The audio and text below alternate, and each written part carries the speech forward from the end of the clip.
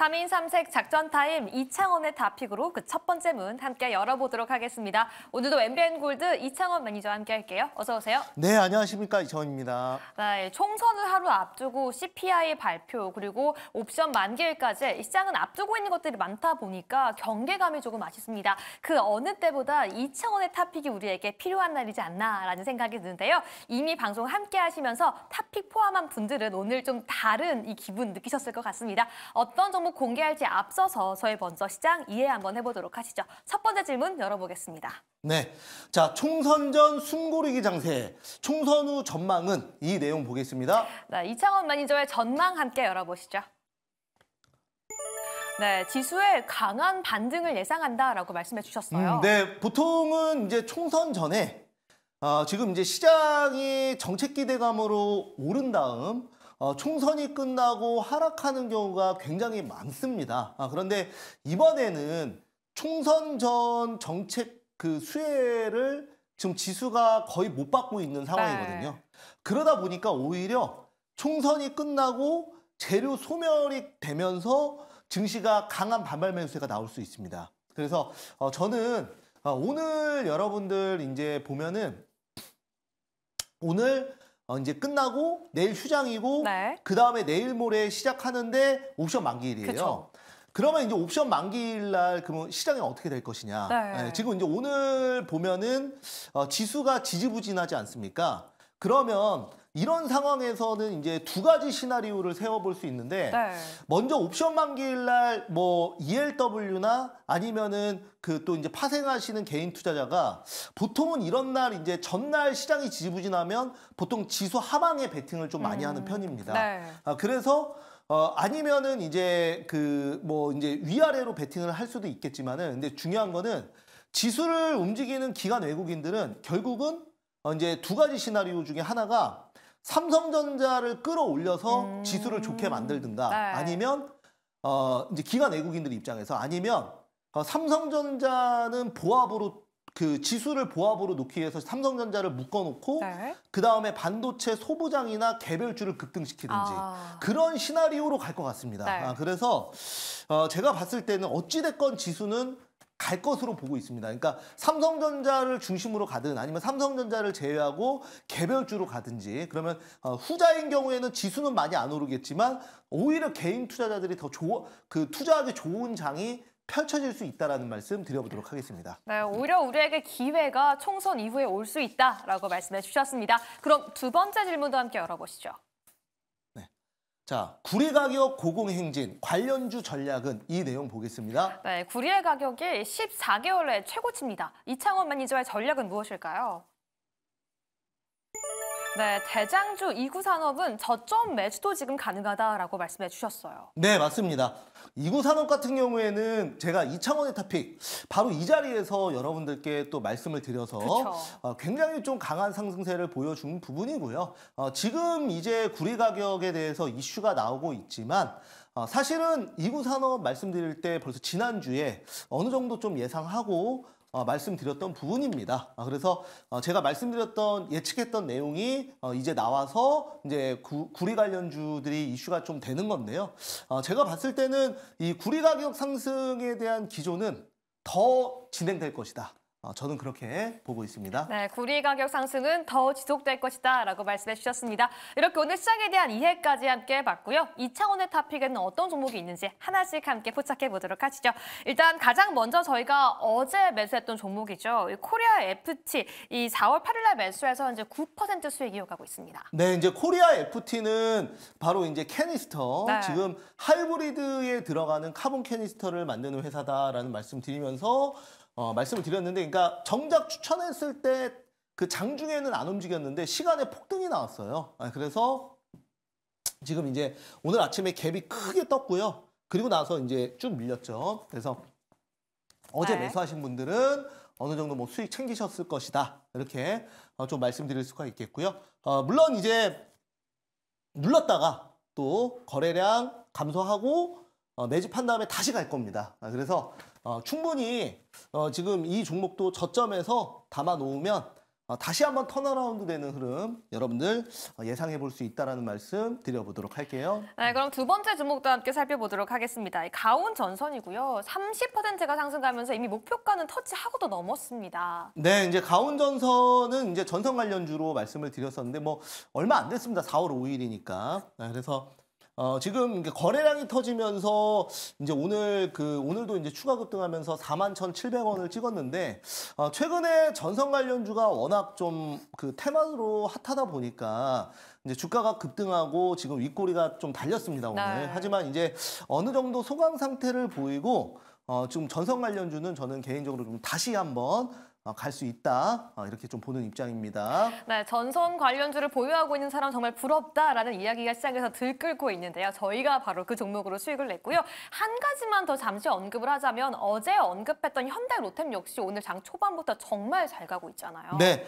뭐 네. 현대로템 같은 경우는 오늘 이제 그 시장 주도주로서 급등을 하고 있는데요. 그쵸. 지금 이제 전고점을 돌파를 이제 거의 할 것으로 보고 있기 때문에 오늘 이제 프로그램 매집이 많이 들어와서 뭐 갭이 좀 뜨거나 그다음에 아니면 갭이 안 뜨면 뭐 또 그 총선 끝나고 본격적인 상승이 좀 나와줄 수 있다라는 말씀 드려보도록 하겠습니다. 네, 좋습니다. 오늘 시장도 쉽진 않지만 이창원의 탑픽과 함께 한다라면 정말 시장에서 한박 웃음 지을 수 있다는 점이 방금 리뷰를 통해서 깨달았는데요. 오늘 역시 그런 종목들 함께 알아보도록 하겠습니다. 가장 먼저 저점에서부터 모아갈 수 있는 오늘의 매집픽 함께 공개해 볼게요.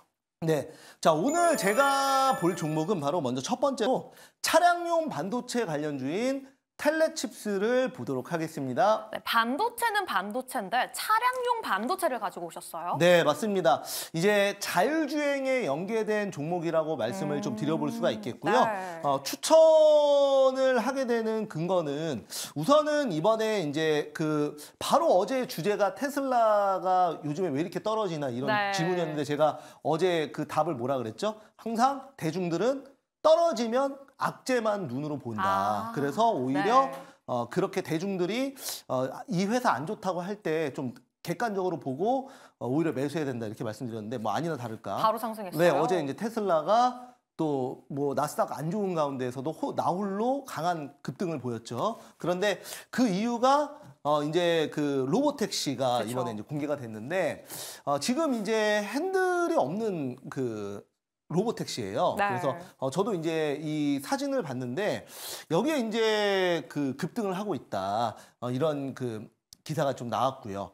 이제 그러면 이제 테슬라 로보택시 같은 경우에는 물론 2차 전지주들 테슬라가 좀 어떻게 보면 2차 전지의 대장주다 보니까 네. 테슬라가 움직이는 거에 따라서 2차 전지주가 움직일 수도 있지만 이번에 이제 로보택시는 제가 봤을 땐 자율주행 쪽이거든요. 그래서 결국은 그 핸들이나 뭐 악셀 그리고 이제 또 브레이크가 없다라는 거는 네. 100% 자율주행이라는 뜻이고 그쵸. 예, 거기에 따라서 또 테슬라로 인해서 본격적으로 또 자율주행 시대가 개막될 수 있기 때문에 완전 자율주행. 그래서 그러면 자율주행 관련주가 굉장히 좀 많은데 결국은 이제 그 차 자체도 이제 인공지능으로 가야 되니까 차량용 반도체가 많이 필요할 것이다. 그래서 보통 이제 완전 자율주행이 된다면 지금 차량용 반도체만 한 2,000개가 넘게 필요할 걸로 예상을 해요. 차 한 네. 대당. 그러다 보니까 그 텔레칩스가 이쪽 부분에서는 대장주로 다시 등극할 수 있다라는 거죠. 여기에 이제 지금 텔레칩스는 차량용 반도체 설계업체인데요. 이번에 이제 삼성전자와 협력을 통해서 현대차에 또 직접적으로 좀 공급되는 부분. 그래서 차량용 반도체 국산화 수혜주이기도 합니다. 그래서 이런 부분에서 전 최근에 이제 텔레칩스 좀 많이 눌렸기 때문에 한번 같이 보는 쪽으로 가보도록 하겠습니다. 네, 테슬라뿐만 아니라 현대차까지 겹포괴가 들어와 있는 종목인 것 같은데 텔레칩스 그럼 차트 보면서 함께 이야기해 보도록 하겠습니다. 네, 한번 보시면은 그 텔레칩스 지금 이제 그냥 바닥입니다. 조정 받을 만큼 받았다. 네네, 그러니까 매집주기 때문에 그냥 바닥에서 가지고 온 거고요. 그래서 아직 뭐 거래량이 터지면은 거래량 터지면 그건 급등주로 갖고 나왔겠죠. 그래서 네. 오늘은 거래량이 없이 조금 이제 눌려 있는 상황이기 때문에 지금 자리에서 좀 이제 들어가 보자 이런 말씀 좀 드려볼 수가 있겠습니다. 텔레칩스는 이제 목표가는 제가 35,000원 잡아보도록 하겠고요. 손절가는 24,000원. 보도록 하겠습니다. 네, 우리가 시장보다 그 누구보다 먼저 바닥에서 한번 매집해 보도록 하겠습니다. 텔레칩스 가격 전략까지 말씀해 주셨으니까요. 오늘의 매집픽 꼭 함께 체크해 주시고요. 이번에는 지금 시장에서 급등을 기대해 볼 수 있는 그 종목은 무엇일까요? 급등픽도 함께 열어보시죠. 네, 오늘 제가 준비한 종목 바로 인공위성 관련주 세트랙 아이를 보도록 하겠습니다. 네, 인공위성 또 한화와 관련해서 협업한다라는 소식까지 들려왔습니다. 네, 맞습니다. 인공위성 관련주는 제가 정말 오랜만에 가지고 나온 것 같은데요. 네. 물론 오늘 급등할 때 그 급등을 막 하는 와중에 갖고 나온 건 아니고 네. 급등이 나올 걸로 예상을 하기 때문에 가지고 나왔다라는 말씀 드려보도록 할게요. 자, 그래서 이제 세트랙 아이 위성 시스템 개발, 위성 전략, 뭐 데이터 분석, 뭐 기업인데 뭐 이거는 아마 아실 겁니다. 네. 그래서 지금 이제 누적 수주 잔고가 지금 3,500억이 넘어가면서 올해 좀 흑자 전환이 예상이 되고 있다. 이렇게 볼 수가 있겠고, 지금 그 밤하늘에 떠 있는 인공위성에 지금 이제 굉장히 많은 부분이 바로 그 스타링크죠. 그래서 그쵸. 스타링크. 지금 앨런 머스크의 스페이스X의 자회사인 스타링크. 앨런 머스크가 지금 그 뭐 전기차뿐만 아니라 사실 테슬라는 인수한 기업이죠. 네. 앨런 머스크가. 네, 원래 창업자는 따로 있습니다. 테슬라는. 실질적으로 앨런 머스크가 로켓 개발부터 시작해가지고 완전히 그 예전에 페이팔 매각하고 나서 올인으로 돈을 다 지금 올인하는 쪽이 바로 스페이스X예요. 네. 네, 그래서 지금 이제 앨런 머스크의 꿈이 원래 이제 우주 정복, 네, 그리고 화성에 가고. 화성에 가는 거기 때문에 이제 테라포밍이라고 하죠. 네. 그래서 앞으로 이제 사실은 이제 나사가, 그러니까 국가 주도로 그 우주 개발을 계속 했었어요. 그런데 앨런 머스크가 이제 나사에 찾아가서 굉장히 많이 또 이제 설득을 하고, 그리고 이제 처음엔 안 도와주니까 러시아까지 가서 막 부품 갖고 와가지고 섬 하나 사가지고 섬 하나 빌려서, 그리고 이제 망한 공군기지 빌려가지고 거기서 막 위성 쏘고 로켓 쏘고 했던 거거든요. 그게 지금의 스타링크가 된 겁니다. 그런데 이제 처음에는 우주 산업을, 민간 우주 산업을 무시했던 국가들이 앨런 머스크가 스타링크가 대성공을 하자 지금 이제 우리나라 같은 경우에도 이거는 민간이 같이 이제 우주 개발을 해야겠다. 안 그러면 완전히 뒤처지겠다. 네. 왜냐면 우리나라가 전 세계 우주위성에서 차지하는 지금 비중이 1%가 안 되거든요. 네. 그러니까 완전히 뒤처져 있는 거예요, 지금. 그러다 보니까 이제 이걸 우주 정복을 하지 않으면 정말 이제 큰일 나겠다 싶어서 우리나라도 민간 합동으로 이번에 이제 스페이스X와 스타링크가 그 길을 뚫어놨으니까 우리나라도 이제 그 민간 관련 우주 그 산업들이 저는 이제 뜰 거라고 봐요. 그래서 그런 그 기대감으로 세트랙 아이 한번 보도록 하겠습니다. 네, 간밤이 테슬라의 CEO 일론 머스크가 또 7년 안에 화성에 갈 수 있을 것이다 라고 발언을 하기도 했었는데요. 이 세트랙 아이 차트 함께 보면서 이야기해 보도록 하겠습니다. 사실 이 지난주에 급등을 했다가 지금 조금 횡보하는 게 아닌가 싶은 모습이기도 한데요. 네, 맞습니다. 지금 이제 급등하고 나서 대략적으로 한 2주 정도 지금 힘을 모으는 단계라고 말씀을 좀 드려볼 수가 있겠고요. 네. 중요한 거는 이런 눌림목에서 거래량이 많이 말라 있어야 되고, 첫날 급등 나온 다음에 눌림목에서 거래량이 마른 상태로 역배열로 빠지는 게 제일 좋아요. 네. 그래야 다시 거래량, 그러면 이제 왜 이렇게 되냐면 처음에 급등하고 눌림목이 하루 이틀 3일 진행될 때마다 고점에서 산 개인들이 매도가 나오거든요. 그러니까 이제 못 버티고 나오면 그 첫날은 많이 나왔다가 점점점 이제 줄어드는 거죠. 그러니까 나갈 사람이 다 나가면 거래 대금이 완전히 줄어들고, 그 상황에서 기관 외국인이 물량 다 최대한 매집한 다음에 급등시키면 2차 급등이 나오는 메커니즘인 겁니다. 원래 네. 눌림목의 그 순환이 그래요.